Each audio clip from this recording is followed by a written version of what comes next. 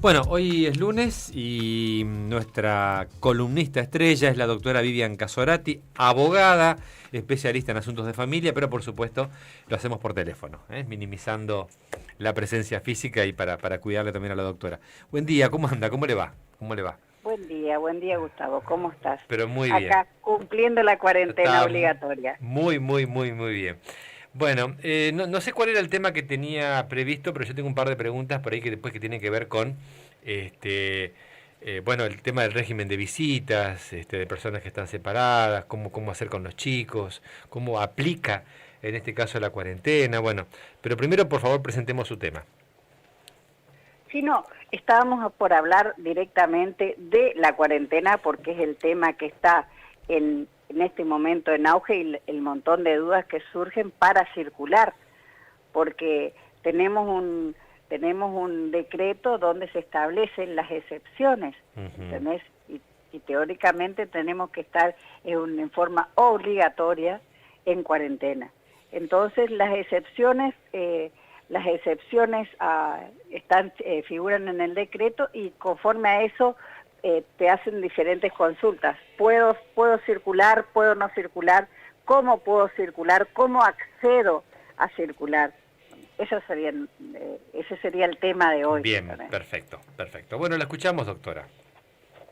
Sí, escuchame una cosita. Yo Sí. antes que nada, antes de hablar de eso, a mí me gustaría sí o sí hablar del tema cómo deben hacer los padres separados para salir con sus hijos durante la cuarentena. Temazo, cómo no, temazo, por supuesto. Porque a mí me encantaría tratar de hablar de eso porque es lo que surgió este fin de semana. Muy bien. ¿No es cierto? Muy bien. Bueno, porque a través de una resolución del Ministerio de Desarrollo Social se dispuso la suspensión del régimen de visita y comunicación habitual de los padres y madres no convivientes. Entonces, por eso es que necesitamos dar a conocer ese tema. Bueno, ¿y cómo está la situación, doctora? Sí, la estamos escuchando, sí, por supuesto. Sí, se establece solo 3 excepciones para romper las medidas de aislamiento obligatorio, ¿no es cierto? Sí. Entonces, desde que una de las dudas más mencionadas sería que el gobierno dispuso a través de la resolución la suspensión del régimen de visita y comunicación habitual de padres y madres no convivientes, ¿no es cierto? Y aclara que a raíz de eso hay solo 3 excepciones a romper, pero la realidad es que la criatura sí o sí tiene que quedarse en el lugar donde está. Hay que tratar de trasladarlo lo menos posible. Y es todo un tema eso, ¿no? Exactamente. La criatura no puede trasladarse. Tendría que ir a visitarlo en la casa en el que se encuentre. No, tampoco. Se suspende la visita directamente. Se suspenden directamente las visitas, ¿no es cierto? Tenemos, ¿de qué manera se puede romper, digamos, cómo se puede exceptuar esto? Lo único que se puede exceptuar es, para salir a la calle con su hijo, es que regrese a la casa de donde tiene, a la casa de la mamá teóricamente, donde tiene la criatura su centro de vida, ¿no es cierto? Y también en el caso de que las madres y padres que no tienen licencia y tienen que trabajar, únicamente así, o por enfermedad de quien está a cargo de la criatura. Solamente esas serían las excepciones. Bueno, así que se suspende el régimen de visitas. Esto es muy importante, digamos, muy fuerte, hay que digerirlo a esto, pero hay que entenderlo y esto es así. Digamos. Sí, porque es cuestión de pensar en el bienestar del menor, es sí o sí pensar que la criatura no debe trasladarse, estamos pensando en ellos nada más. Y el Ministerio también aclaró, porque en el transcurso del jueves y viernes de la semana pasada se presentó un papá en San Isidro, en Buenos Aires, se presentó un papá solicitando el levantamiento de la medida, y se fijaron también en Córdoba estas actitudes de suspender el régimen de visita. El papá dio menoscabado sus derechos y dijo, ¿cómo no voy a poder ver a mi hijo? No, es una situación excepcional y se está pensando en el interés supremo del menor. ¿Sabe qué estaba pensando, doctora? Yo sé que el tema es la cuarentena. Esta cuarentena forzada, Sí. es disparadora de un montón de situaciones.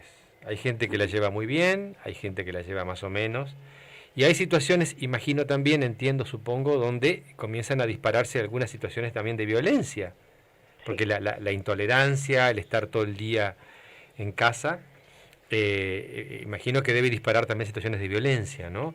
Y ahí qué sucede, digamos, porque bueno, está todo muy fácil. Sí, no, exactamente, pero bueno, lamentablemente estas situaciones de violencia no las podemos sujetar, ¿no es cierto? Y realmente se están denunciando y igual el juzgado de violencia está trabajando, está el doctor Olmo Herrera a cargo. Bien. O sea, no es que se suspendió del todo, sino que hay una persona, hay un juez de cada fuero trabajando. Bien. Doctora, bueno, yo puedo preguntar, digamos, así, ¿Sí? no, está bien. Me faltó una cosa. A ver, diga. Que es en cuanto a que si el padre considera que tiene que trasladar al hijo es al régimen de excepción, hay una declaración jurada que la puede hacer y de esa manera trasladar tranquilo al hijo. Perdón, ¿cómo es esto? Perdón. Sí, hace la declaración jurada en la policía, exactamente igual que como hace el salvoconducto, hace la declaración jurada que por esta causa va a trasladar a su hijo de tal lugar a tal lugar. ¿Y ahí sí se puede? Y ahí sí se puede, pero es por una vez. O sea, es por de casa vez. a casa. Trasladarlo por una vez de una casa a la otra. Y que quede ahí. Exacto, nada más. Ah.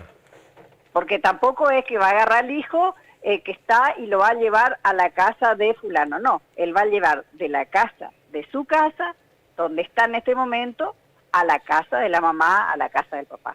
Uh-huh. Y es por única vez. ¿Por única vez dentro de cuántos días? No, en este momento estamos hablando de la cuarentena hasta el 31 de marzo. Perfecto. Claro. No podemos hablar de más porque es preventivo, por así decirlo, obligatorio, hasta el 31 de marzo. El 31 de marzo veremos cómo solucionamos a posteriori. Si se prorroga, no se prorroga, eso por supuesto que lo tenemos que ver, digamos, ¿no? Sí, exacto. Se está hablando bastante de la posibilidad de un estado de sitio, doctora. ¿Qué opina? Y lastimosamente somos hijos del rigor. Y la gente que está hablando del estado de sitio es porque no puede contener a lo mejor a las personas que no ven el peligro que existe en este momento con el virus. Entonces sería bueno que nosotros no seamos tan hijos del rigor, vuelvo a repetir, y que podamos convivir en forma sin medidas extremas. Uh-huh. Bueno. ¿Y el tema de la violación de la cuarentena es un delito penal?